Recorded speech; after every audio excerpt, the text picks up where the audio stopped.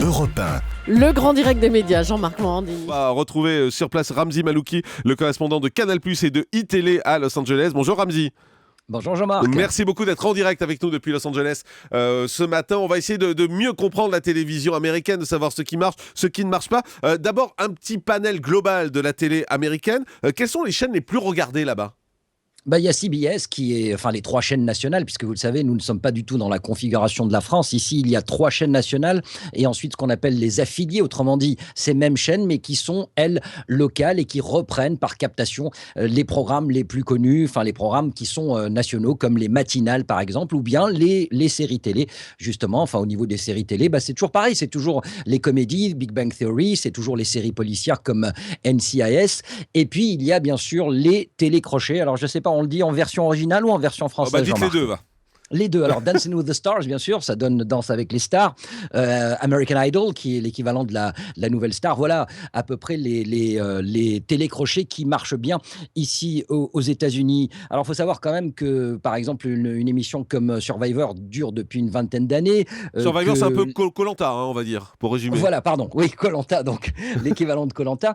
Et c'est vrai que les gens sont plutôt dans la longévité ici. C'est-à-dire que, voilà, il y a une fidélisation, je dirais, de l'audience qui est propre aux États-Unis. Mais encore une fois, au niveau des séries télé, les gens préfèrent plutôt les comédies et les séries policières, comme par exemple, encore une fois, les experts ou le mentaliste ou expert ou esprit criminel. Ah, effectivement. Alors, on va reprendre tout ça dans l'ordre. La première chaîne aux États-Unis, c'est la chaîne CBS, qui est la première chaîne sur les 18-49 ans. C'est la cible favorite des annonceurs. Ça, c'est un peu comme en France. C'est une chaîne où il y a beaucoup de séries qui nous arrivent en France. Mais la vraie particularité quand même des États-Unis, ce sont ces talk-shows. Talk-shows à la fois en journée, talk-shows le soir. Il y a un nom qui revient en permanence ici en France, c'est Hélène DeGeneres, qui a un talk-show l'après-midi aux États-Unis. Est-ce que ça fait vraiment partie des stars aux États-Unis ?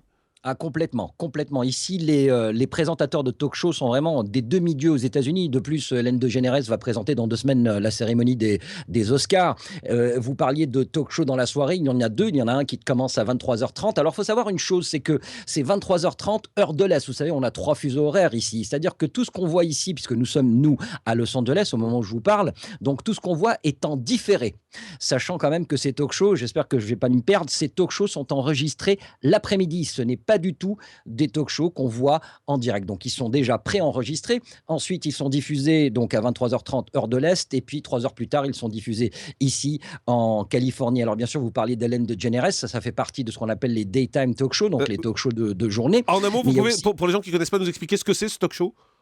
C'est simple en fait, c'est vraiment de l'information, divertissement, l'infotainment comme on l'appelle pour utiliser un terme spécifiquement télévisuel, c'est-à-dire que voilà, c'est en général des comédiens, d'ailleurs c'est toujours des comédiens, en général des comédiens de stand-up, Hélène DeGeneres est connue pour cela, et en fait voilà, c'est vraiment de l'information spectacle avec toujours 1 ou 2 invités. Alors c'est pas du tout, par exemple, si je prends l'exemple du Grand 8, c'est pas du tout le Grand 8, c'est vraiment une comédienne qui a un monologue en début d'émission, avec des blagues, et puis ensuite les invités sont extrêmement formatés, c'est-à-dire que les interviews sont quasiment préparées à l'avance dans la green room, dans la loge, avant même qu'ils entrent sur scène. Donc tout est préparé, ce qui veut dire que c'est minutieusement timé. Autrement dit, je veux dire, bon, quelque part, nous, notre regard français, on se dit que c'est pas du tout improvisé. Ouais. C'est vrai que c'est pas du tout improvisé, mais au niveau du rythme, c'est vrai que ça va très très vite, et en plus, bon, ces talk-shows sont en public, et il y a un chauffeur de salle, et vraiment les gens jouent le jeu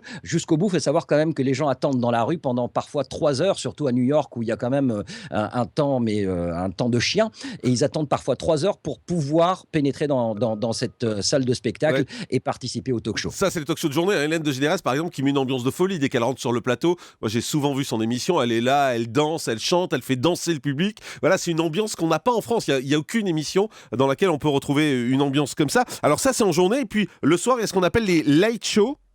Oui, et ça, c'est une institution depuis Johnny Carson il y a 30 ou 40 ans. Johnny Carson qui était sur NBC, qui a laissé sa place ensuite à Jay Leno, et Jay Leno qui vient de quitter justement ce talk show de 23h30 et qui laisse lui sa place à Jimmy Fallon, alors qu'on Qui a connaît commencé pas hier soir, forcément c'est ça ? en France. Pardon? Qui a commencé hier soir, Jimmy Fallon, hein, je crois. Qui a commencé hier soir exactement. Jimmy Fallon, qui, pour ceux qui ont vu le remake américain de Taxi, c'était le comédien qui jouait donc un des rôles dans Taxi. Il a fait quand même 24 films. Et puis voilà, donc après avoir fait un talk show à minuit et demi, eh bien là, il remonte dans l'horaire et il fait le talk show de 23h30. Et très franchement, il a énormément de talent. Ce garçon, il est jeune, hein, il est né en 74, il a énormément de talent. Et je pense que c'est vraiment celui qui devrait normalement cartonner dans les talk-shows et qui mettrait NBC en avant par rapport à CBS qui, elle, a toujours le fameux David Letterman. C'est le plus ancien. Hein. Ouais. Depuis 93, il est là. Bon, alors ça c'était pour les talk shows. Aux États-Unis, il y a également les séries. Quelles sont les séries qui marchent le mieux chez vous en ce moment? C'est des séries qu'on a en France? Big Bang Theory, alors je vous l'avoue, pardonnez mon ignorance, mais donc il y a Big Bang Theory, je sais qu'NCIS passe en France, mon oncle Charlie aussi, Les Experts bien sûr, Esprit criminel, ça marche très bien, Le Mentaliste bien évidemment, avec Simon Baker, donc voilà les Modern Family, donc voilà les séries qui marchent le mieux. Alors on n'est pas du tout dans la même configuration qu'en France, c'est-à-dire que je regardais tout à l'heure en fait, si vous voulez, les audiences quotidiennes, Ouais. il y a par exemple, on n'a pas comme en France, par exemple, à la fin de la saison, ça s'arrête et puis on reprend une saison plus tard. Ici, les épisodes s'arrêtent parfois pendant 15 jours. Et ensuite, ils reviennent. C'est-à-dire je ne sais pas comment ils font d'ailleurs leurs statistiques, comment ils font les taux d'audience, mais c'est vrai que c'est quelque part, je veux dire, une certaine confusion pour quelqu'un qui serait en France et qui serait chargé des statistiques et des audiences. Là, je regardais, compliqué. Scandale est diffusé, mais il y a d'autres séries qui ne reprennent que dans une semaine ou dans 2 ou même 3 semaines. Deux petites questions rapides. La première sur le sport. Les Jeux Olympiques, ça marche bien aux États-Unis? On voit qu'en France, ça fait des cartons d'audience. Ça intéresse également les Américains? Oui, mais on remarque en fait qu'il y a une baisse d'audience et je crois que c'est vraiment une catastrophe pour la chaîne NBC qui diffuse depuis des années les Jeux Olympiques. Je regardais tout à l'heure, il y a une baisse de 33% par rapport à Vancouver. Ah ouais. Ça, on peut le comprendre, hein, puisqu'on est sur le même fuseau horaire quasiment que Vancouver, sachant que par rapport aux Jeux Olympiques d'hiver de Turin, il y a quand même une baisse de 18%. Donc, je ne sais pas si c'est parce que ça se passe en Russie, je ne sais pas si c'est parce que les sports sont diffusés en différé, mais en tout cas, c'est vraiment la catastrophe. Hein. On n'a jamais vu un taux d'audience aussi bas pour la chaîne NBC en ce qui concerne les Jeux Olympiques d'hiver. Intéressant à noter. Puis dernière petite question rapide sur les chaînes d'infos en continu. On cite sans arrêt en France CNN, mais moi ce que j'ai découvert avec surprise, c'est que CNN n'est pas la chaîne d'infos la plus regardée aux États-Unis. Elle est même 3e, puisque la première c'est Fox News. C'est Fox News. Et la deuxième c'est News. MSNBC. Voilà, Fox News qui est une chaîne extrêmement républicaine, je dirais même de À fond, droite, ouais. et qui n'hésite pas de toute façon avec Bill O'Reilly, avec ses présentateurs phares, à jouer la contre-programmation par rapport à tout ce que fait Obama, si vous voyez ce que je veux dire. Donc en fait, c'est vraiment de la critique en continu. Et Fox News, effectivement, c'est la chaîne la plus regardée. Mais il faut comprendre aussi qu'aux États-Unis, et il faut le rappeler, nous sommes quand même dans un pays où les côtes Est et les côtes Ouest sont démocrates, et puis ce qu'on appelle la Bible Belt, c'est-à-dire, pour utiliser un terme commun, l'Amérique profonde, est forcément très, très, très républicaine.